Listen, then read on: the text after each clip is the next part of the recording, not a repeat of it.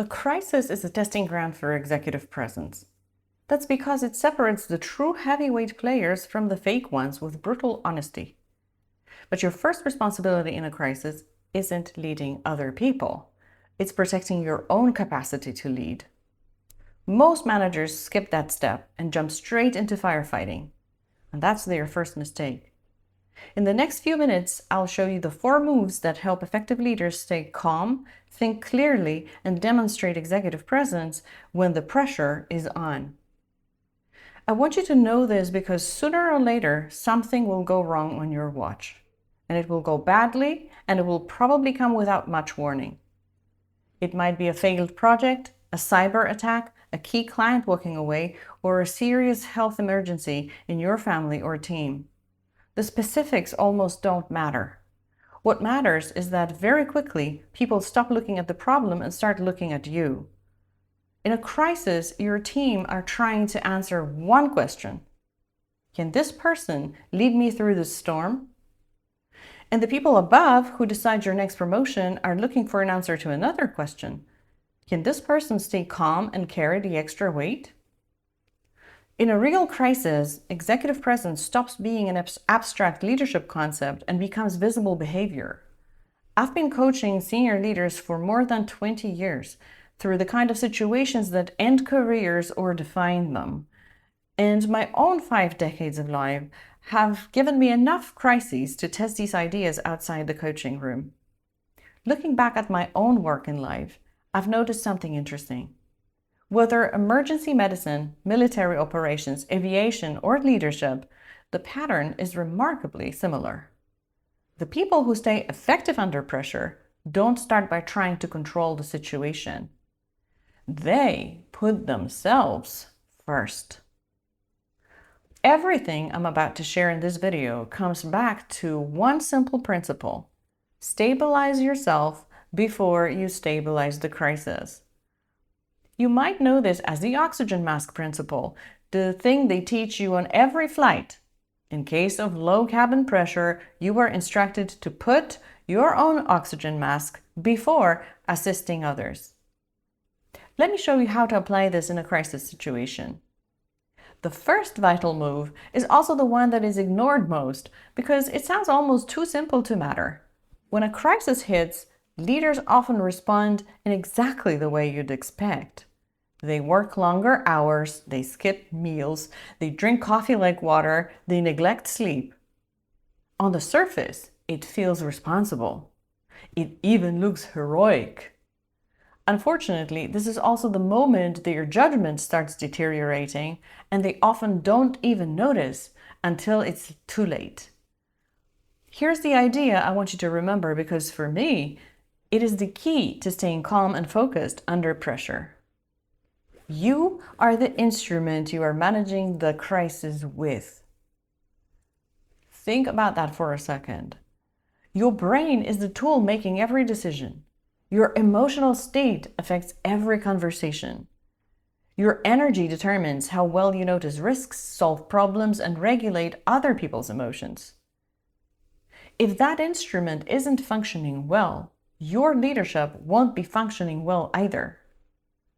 This is why elite performers, whether they are pilots, emergency responders, or special operations teams, never dismiss the basics as something trivial. They treat them precisely as performance tools. Hydration, sleep, food, recovery. None of those things solve the crisis directly, but they protect and ground the person who has to solve it. And that's much more important than it sounds because every decision you make during those difficult moments comes through one place: your own mind. No wonder that the elite performers have the saying, the fuel that goes into the machine affects the performance. People sometimes hear this and think I'm talking about self-care. No, I'm talking about self-leadership.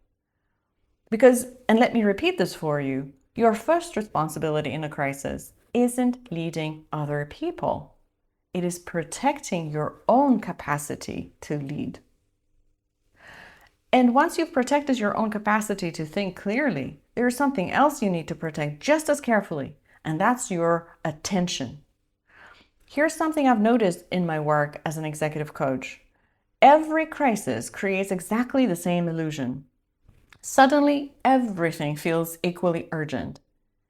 The truly effective leaders know that this isn't true, and they learn how to be selective. One of the most useful concepts for being selective comes from the military medicine, and it's called triage.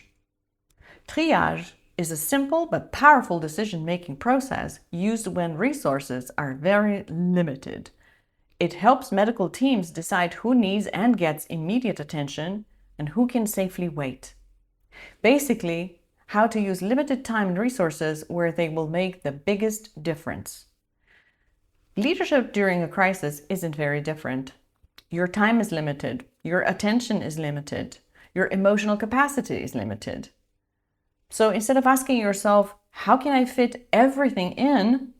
Start asking a different question. What deserves my attention right now? This one question can be your game changer. It can help you decide who has immediate access to you, which meetings still happen, which emails can wait, which conversations genuinely need you, and which ones simply don't. I've seen leaders exhaust themselves because they felt responsible for everything and everyone, and they tried to be everywhere, all the time, all at once. That's impossible. I've never seen a single leader manage everything all at once by themselves. Have you? In my vast experience, there are no superheroes in leadership. So no, your job isn't to give everyone your attention and try to control everything. Your job is to decide where your attention will make the biggest difference and direct it there. That's why you also need clear boundaries during a crisis. Without boundaries, you become overwhelmed and your judgment becomes filled with panic and noise. And if you allow this to happen to you, you will take bad decisions. So once you've stabilized yourself and you've decided where your attention goes, there's another thing that becomes incredibly important, and that's the way you communicate. This is also where executive presence becomes highly visible. In my work, I've noticed something interesting that happens when people are under pressure. They often start talking faster and more. They explain, repeat themselves, think out loud, and keep adding information because they worry that they've left something important out. Ironically, all of that usually creates more uncertainty, not less. In a crisis, people don't need access to your internal monologue. They need orientation. So before you speak, pause for 2 or 3 seconds and ask yourself one simple question. What do people actually need from me right now? Not everything you know, not every possibility you've considered, just what they need to know now to take the next useful step. Most of the time, that's surprisingly simple. Give them the necessary facts, your decision, the next step. Speak clearly. Slow your pace slightly. Choose your words with intention and precision. One of the strongest signals of executive presence is knowing what to leave out, because clear thinking produces clear communication. Good leaders reduce noise, not add to it. If you want to learn how to do it, watch my video about reducing the habit of over-explaining and speaking with cognitive discipline instead. I'll put the link to it below. There's one more final piece I'd like to leave you with because, in my experience, it's often the difference between leaders who are steady in a crisis and leaders who crumble under the pressure. The steady leaders accept the reality and take ownership. And they don't do it because it sounds noble, but simply because it's common sense. They resist the very human tendency that we all have to play the victim card or to blame. I'm sure you know what I'm talking about. The moment something goes wrong, there's a strong temptation to ask, Why is this happening to me? That's the victim card. And people who ask, whose fault is it, play the blame game. Sometimes that question, whose fault is this, needs an answer, but it's rarely the first question you should ask. A much better question is, what's the next useful move? There's a clear difference between these questions. The first two pull your attention into drama and blame. The last one pulls your attention into action. People who are effective in a crisis know that taking ownership removes unnecessary drama from their thinking.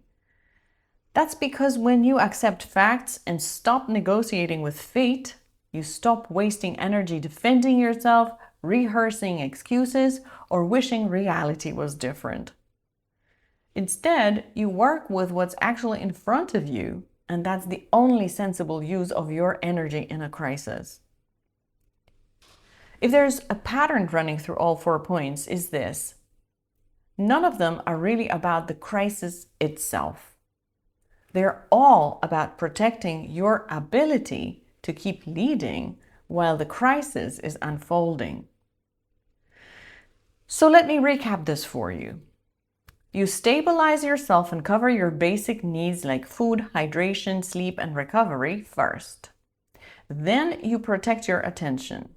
Next, you communicate with clarity and discipline. And finally, you focus your energy on the next useful move. And I know none of those things will make the crisis disappear. But what they will do is make you the person other people naturally look to when everything else is uncertain. And once you have that reputation of a leader who is steady and clear-headed in a crisis, you will be considered by the decision makers as a candidate for more senior roles, because they will have evidence that you can carry the heavier weight that will inevitably come with senior roles. I want to leave you with this. Every leader gets a crisis on their watch sooner or later, and you will get yours too. And while you don't get to choose when a crisis shows up, what you do get to choose is whether you are grounded and stable when it comes. And that is a skill set and a practice. So if you're serious about building the kind of executive presence that gets managers promoted into senior leadership roles and helps them be successful once they get there, I can help. You can book a free strategy session with me through the link below. I also invite you to subscribe to this channel. Every week, I share practical ideas that will help you lead with more confidence, credibility, and influence. Thank you for watching, and I'll see you in the next video.